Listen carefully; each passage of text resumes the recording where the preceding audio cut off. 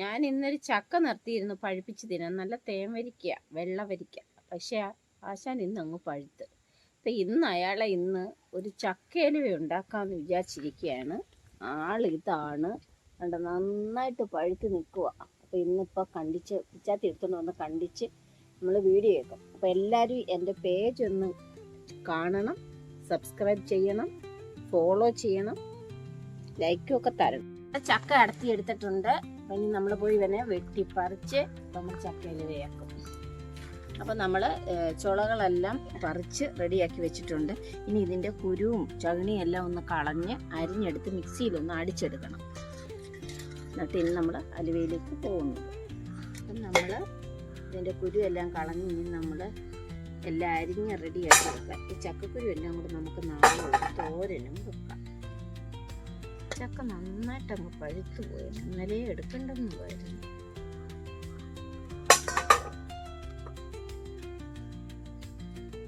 ഇന്ന് പഴുത്ത കൊണ്ട് നല്ല നനഞ്ഞ അരിയും ഒക്കെ.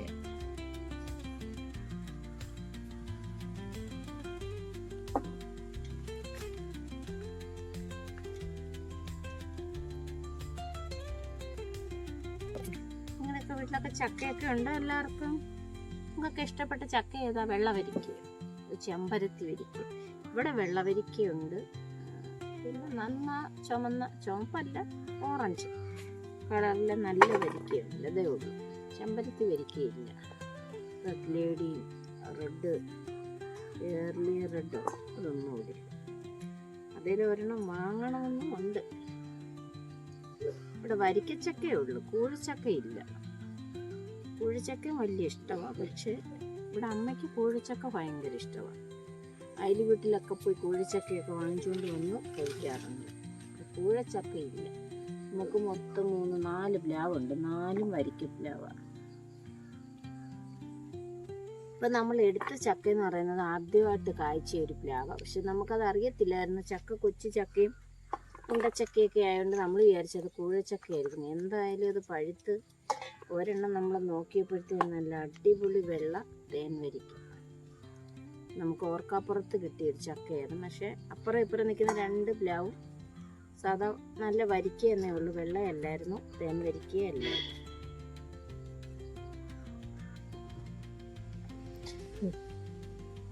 പിന്നെ എനിക്കിഷ്ടപ്പെട്ട ചക്ക എന്ന് വെച്ചാൽ എൻ്റെ ഈ പ്ലാവിലെ ചക്ക എന്ന് പറയുന്നത് നല്ല വലിയ ചുളയും നല്ല മധുരവും ചക്കയാണ്.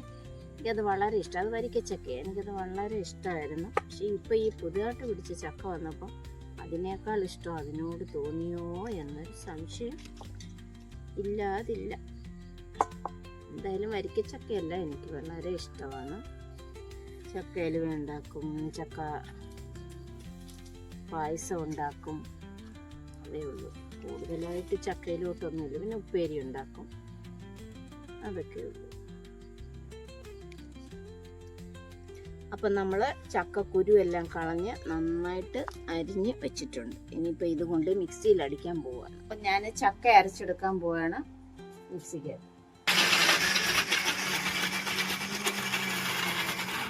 അവിടെ ചക്ക നന്നായിട്ട് നല്ല അത്ര പേസ്റ്റ് അല്ലെങ്കിലും ചെറിയ ചെറിയ കഷ്ണങ്ങളുണ്ട്, നന്നായിട്ട് അരച്ചെടുത്തിട്ടുണ്ട്.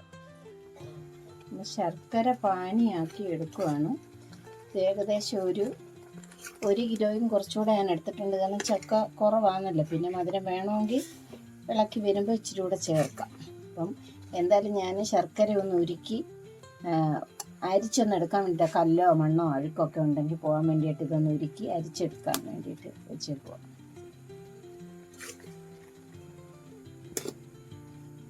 നമ്മളെ പുറത്ത് വെച്ചാണ് ചക്കയിലുവ ഉണ്ടാക്കുന്നത്. അപ്പം നമ്മൾ ഈ ചട്ടിയാണ് ഞാൻ ഉണ്ടാക്കാൻ തുടങ്ങുകയാണ്. നമ്മൾ അരച്ച് വെച്ചിരിക്കുന്ന ചക്ക പാനിയാക്കിയിട്ട് അരിച്ച് കല്ലും മണ്ണും എല്ലാം കളഞ്ഞ് വെച്ചിരിക്കുന്ന ശർക്കര, ഒരു 1.25 കിലോയോളമുള്ള ശർക്കരയുടെ ഉണ്ട്. പിന്നെ ഞാൻ എടുത്തിരിക്കുന്നത് വേണ്ട നമ്മുടെ നമ്പീഷൻസ് നെയ്യാണ്. ഇത് 1/2 കിലോ ഉണ്ട്. പക്ഷെ ഇത്രയൊന്നും വേണ്ട. പിന്നെ നമുക്കൊരു അലങ്കാരത്തിന് വേണ്ടിയിട്ട് അണ്ടിപ്പരിപ്പ്, അത് ആദ്യം കുറച്ചൊക്കെ ഇതിനകത്ത് വിടും, ബാക്കി നമുക്ക് മുകളിൽ ഒന്ന് ഗാർണിഷ് ചെയ്യാം. ആദ്യം കുറച്ച് നെയ്യ് ഒഴിച്ചിട്ട് നമ്മൾ അരിച്ച് വെച്ചിരിക്കുന്ന ചക്ക ഇടാം. ചക്കയുടെ വെള്ളമൊക്കെ ഒന്ന് വറ്റി വരുമ്പോഴത്തേന്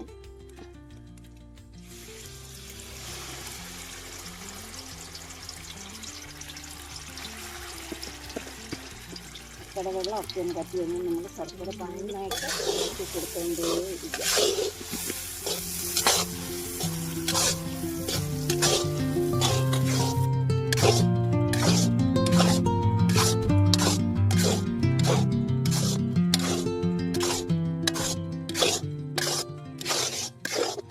നമുക്ക് ശർക്കരപ്പാനി ഒഴിച്ചു കൊടുക്കാം.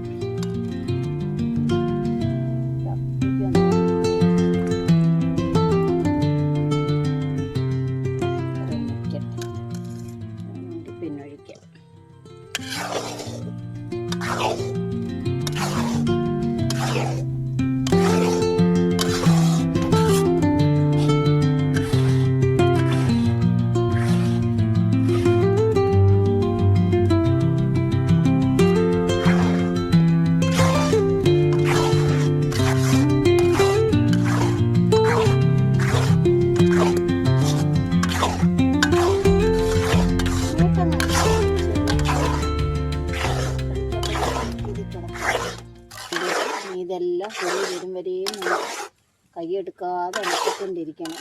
കഴിഞ്ഞിട്ട് നമുക്ക് കുറേശ്ശെയായിട്ട് ഒഴിച്ച് കൊടുത്ത് സെറ്റാക്കി എടുക്കാവുന്നതാണ്. അങ്ങനെ ചക്ക അലുവയിലേക്ക് പ്രവേശിച്ചിരിക്കുകയാണ്. അങ്ങനെ നമ്മുടെ ചക്ക അലുവയുടെ ആദ്യ പടികൾ ഇങ്ങനെ പുരോഗമിച്ചുകൊണ്ടിരിക്കുന്നു. ഇതെല്ലാം ഒന്ന് സെറ്റായി വന്നിട്ട് വേണം നമുക്ക് നെയ്യ് കുറേശ്ശെയായി ഒഴിച്ച് കൊടുക്കാൻ. ആദ്യമൊക്കെ നമ്മൾ ശകലം നെയ്യ് ഒഴിച്ച് കൊടുത്തു. ഇനി അതെല്ലാം ഒന്ന് ഇടിച്ച് വരുമ്പോഴത്തേനും നമുക്ക്, പക്ഷെ ഇത് തിളച്ച് വരുമ്പോൾ ഉണ്ട് നമ്മൾ ഇളക്കിക്കൊണ്ടേ ഇരിക്കണം. ഇങ്ങനെ കുറുകി വരുന്തോറും ഇതിനകത്തുനിന്നാണ്ട് ഇങ്ങനെ പൊട്ടിത്തെറിക്കും. പക്ഷെ അതെല്ലാം നമ്മുടെ കയ്യിലൊക്കെ വീഴും, പൊള്ളിപ്പോവും. നല്ല ചൂടാണ്.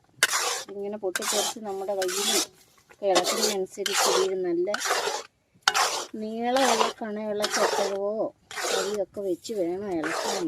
മാക്സിമം ദൂരോട്ട് നിന്ന് ഇളക്കണത്. ഇങ്ങനെ പൊട്ടിത്തെറിക്കുന്ന ഒരൈറ്റമാണ്. ഇങ്ങനെ ഇഞ്ചിക്കറി വെക്കുന്നതും ഒക്കെ ഇങ്ങനെ പൊട്ടിത്തെറിക്കും. അതൊക്കെ നമ്മുടെ കയ്യിലോട്ട് ഇങ്ങനെ ഉള്ളു. ഇങ്ങനെ ഇളക്കിച്ചൊക്കെ ആയാലും മതി. നമുക്ക് നന്നായിട്ട് 2 ദിവസമൊക്കെ കഴിക്കാനുള്ള അലുവയൊക്കെ എടുത്ത് തിന്നാൻ പറ്റും. എല്ലാവരും ട്രൈ ചെയ്ത് നോക്കാം.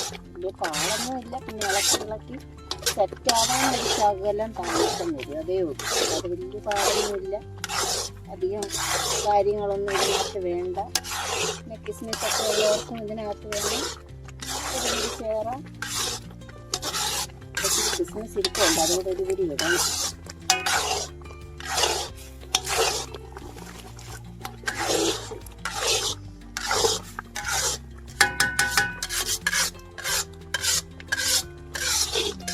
ഇങ്ങനെ അടുക്കി പിടിക്കാതെ ഇളക്കി കൊടുത്തോണ്ടേ ഇരിക്കണം. ഇളക്ക് കുറയ്ക്കരുത്, ഇളക്കാതിരിക്കരുത്. അടുക്കി പിടിക്കും. നമുക്ക് ഇത് ഏകദേശമൊക്കെ ഒന്ന് കുറുകി വന്ന് തുടങ്ങുന്നുണ്ട്. അതുകൊണ്ട് നമുക്ക് ഇച്ചിരി നെയ്യ് ഒഴിച്ച് കൊടുക്കാം. ഇനി ആവശ്യമുണ്ടെങ്കിൽ കുറുകി വരുന്നതിൻ്റെ അനുസരിച്ച് നമുക്ക് നെയ്യ് ഒഴിച്ച് കൊടുക്കാം.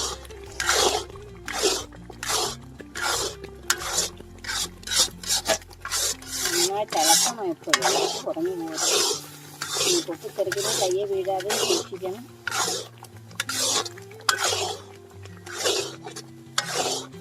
ചക്കയൊക്കെ തിന്നാത്ത കുട്ടികളും ചക്ക ഇലയൊക്കെ ഉണ്ടെങ്കിൽ അവരും കഴിച്ചോളും.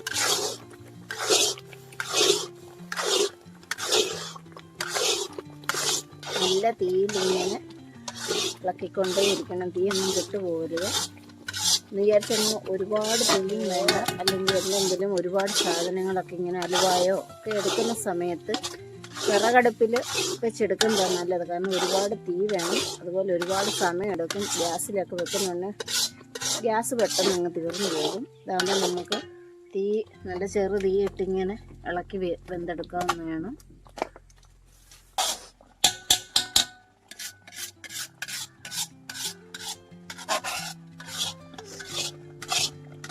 ഇപ്പം നമ്മുടെ ബാറ്റർ വേണ്ട ഏകദേശം സെറ്റായി വരുന്നു. ഇനിയിപ്പം നമുക്ക് കുറച്ച് നെയ്യ് ഒഴിക്കണം. ഇപ്പം തന്നെ നല്ലൊരു അലുവയുടെ മണം ഇങ്ങനെ വരും. ഇതിന് ഏലക്കപ്പൊടി ഇട്ടില്ലാത്തതാണ് എസൻസ് ഒഴിക്കുക.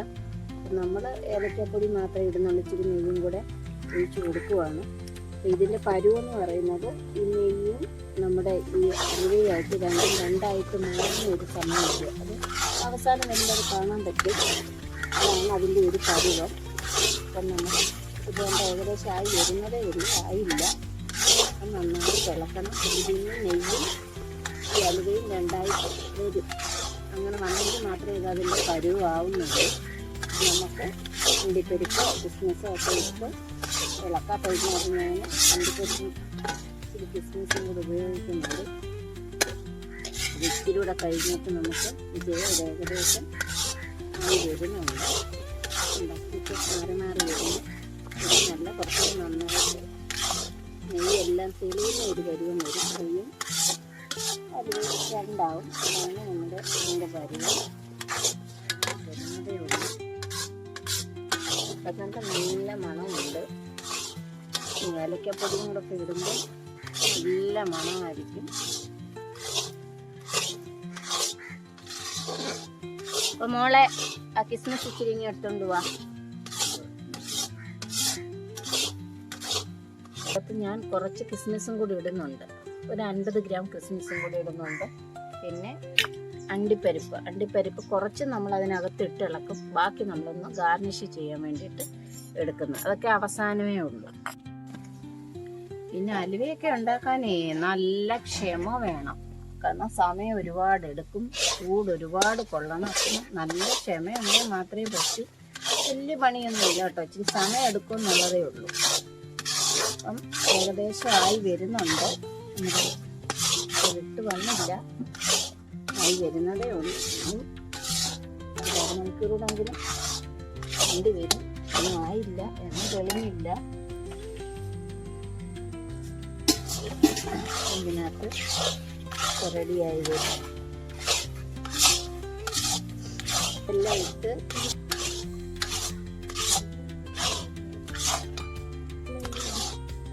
നമ്മുടെ അലുവ ഇട്ട് വന്നിട്ടുണ്ട്. ഇതാണ് ഇതിൻ്റെ പരുവം. കണ്ടോ? അപ്പം എണ്ണ വേറെയായി, അലുവ വേറെയായി. കണ്ടോ? ഇതാണ് ഇതിൻ്റെ ഒരു പരുവം.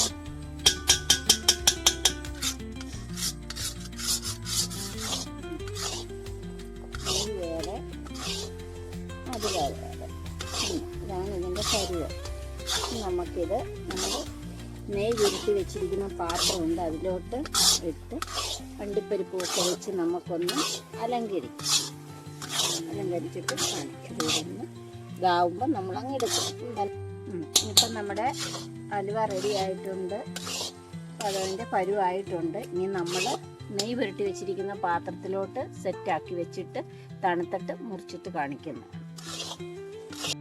അപ്പം ഹായ്, നമ്മുടെ അലുവ സെറ്റായിട്ടുണ്ട്. അപ്പം നമ്മളിപ്പോൾ തണുത്തപ്പോഴാണ് എടുത്തത്. മുമ്പേ നമ്മൾ സെറ്റ് ചെയ്ത് വെക്കുന്നതൊക്കെ കാണിച്ചിട്ടുണ്ടായിരുന്നു. ഇപ്പം അലുവ സെറ്റായിട്ടുണ്ട്. അടിപൊളി ടേസ്റ്റാണ്. ഞാനൊന്ന് കഴിച്ച് കാണിക്കാം. അപ്പം നമ്മൾ ശകലം മാറ്റി പാത്രത്തിൽ വെച്ചിരുന്നു. അപ്പം കണ്ട അടിപൊളിയാണ്. മണവും എല്ലാം അടിപൊളിയാണ്. എല്ലാവരും ഒന്ന് ട്രൈ ചെയ്ത് നോക്കണം. നിങ്ങളുടെ അഭിപ്രായങ്ങൾ രേഖപ്പെടുത്തുക. ചാനൽ സബ്സ്ക്രൈബ് ചെയ്യുക, ഫോളോ ചെയ്യുക. Thank you.